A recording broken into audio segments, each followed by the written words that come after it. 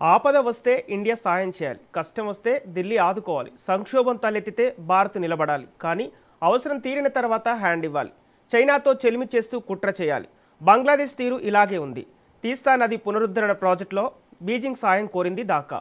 India Bangladesh మధ్య సరికొత్త చిచ్చుకు దారితీస్తున్నాయి. అసలేంటి తీస్తా నది జలాల వివాదం? దశాబ్దాల వివాదంలోకి చైనాను లాగడం వెనుక బంగ్లాదేశ్ ప్రధాని తారిక్ వ్యూహం ఏంటి? తీస్తా నిర్వహణ కోసం చైనాతో జరిగిన ఒప్పందం ఏమిటి? భారత్ను రెచ్చగొట్టే చర్యలకు ఎందుకు దిగుతోంది? డ్రాగన్ డేంజర్స్ గేమ్స్పై ఇవాల్టి స్పెషల్ డిబేట్. చైనా బంగ్లాదేశ్ మధ్య జరిగిన కీలక ఒప్పందం ఇండియాలో గుబులు రేపుతోంది. మోంగ్లా పోర్టు ఆధునీకరణ, అభివృద్ధి ప్రాజెక్టులో బీజింగ్ భాగస్వామ్యం మరింత పెరగనుంది. దీంతో దక్షిణాసియా భౌగోళిక రాజకీయాల్లో కొత్త చర్చ మొదలైంది. సాయం చేసిన దేశానికి తారీఖు వెన్నుపోటు పడవాలని అనుకుంటున్నారా? కుట్రలకు మోడీ ఎలా బదులివ్వబోతున్నారు? తీస్తా నిర్వహణపై జింపింగ్ ఎందుకు ఆసక్తి చూపిస్తోంది? అసలు చైనా బంగ్లాదేశ్ మధ్య జరిగిన ఒప్పందాలేంటి అనే ప్రశ్నలు సర్వత్రా వినిపిస్తున్నాయి.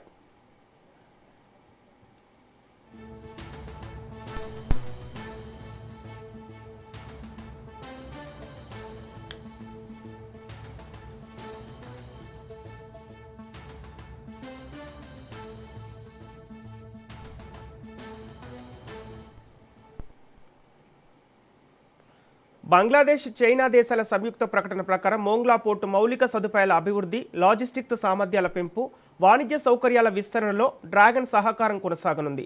బంగాళాఖాతంలో చైనా ఆర్థిక వ్యూహాత్మక ప్రభావాన్ని బలోపేతం చేసే అవకాశం ఉంది. తీస్తా నది సమగ్ర నిర్వహణ ప్రాజెక్టులో కూడా బీజింగ్ సహకారం ఢిల్లీలో ఆందోళనకు కారణమైంది. ఆ ప్రాజెక్టు ప్రాంతం సిలిగురి కారిడార్కు దగ్గరగా ఉండటంతో భద్రతా పరంగా అప్రమత్తమవుతోంది మోదీ సర్కార్.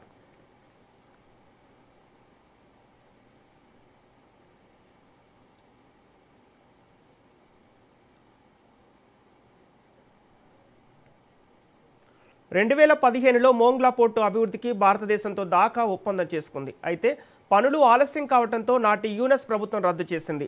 తాజాగా చైనా భాగస్వామ్యాన్ని పెంచుతూ తారిక్ రెహమాన్ సర్కార్ ఒప్పందం కుదుర్చుకుంది.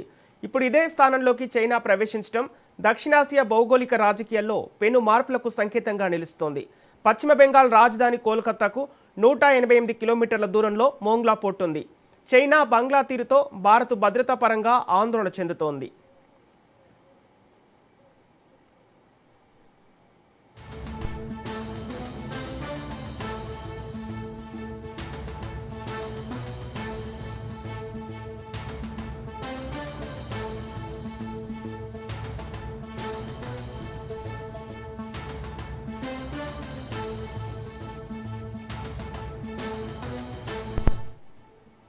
వాస్తవానికి మోంగ్లా పోర్టు బంగ్లాదేశ్లో రెండో అతిపెద్ద సముద్ర వాణిజ్య కేంద్రం. ఆ పోర్టు అభివృద్ధి ద్వారా బంగ్లాదేశ్కు దిగుమతి, ఎగుమతి సామర్థ్యం పెరుగుతుంది.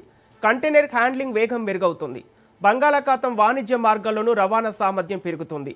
చైనా భాగస్వామ్యం పెరగటం వల్ల పెట్టుబడులు, సాంకేతిక సహకారం పెరుగుతాయని భావిస్తున్నారు ఢాకా పాలకులు. తాజా పరిణామాలను ఇండియా నిశితంగా గమనిస్తోంది.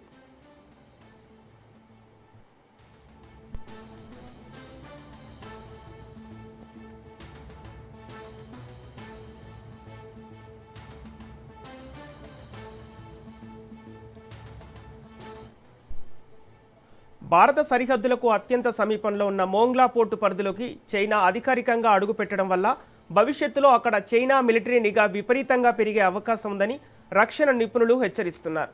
చైనా స్ట్రింగ్ ఆఫ్ పెరల్స్ విధానంలో భాగంగానే బంగ్లాదేశ్ను లొంగదీసుకునేందుకు ఆర్థిక కారిడార్ను వాడుకునే ప్రమాదం ఉంది. ఢాకాతో ఒప్పందం ద్వారా చైనాకు ప్రధానంగా 3 ప్రయోజనాలు కలిగే అవకాశం ఉంది. అందులో మొదటిది, బంగాళాఖాతం ప్రాంతంలో చైనా ఎకనామికల్, లాజిస్టిక్ ఉనికి పెరుగుతోంది. రెండోది, ప్రాంతీయ కనెక్టివిటీ నెట్వర్క్, ముఖ్యంగా బెల్ట్ అండ్ రోడ్ ఇనిషియేటివ్ భాగంగా పోర్టు డెవలప్ చెందనుంది. మూడోది, దీర్ఘకాల వ్యూహాత్మక స్థానం. ఇండో పసిఫిక్ ప్రాంతంలో ప్రత్యామ్నాయ సముద్ర మార్గాలపై డ్రాగన్ నియంత్రణ ఉండే అవకాశం ఉంది.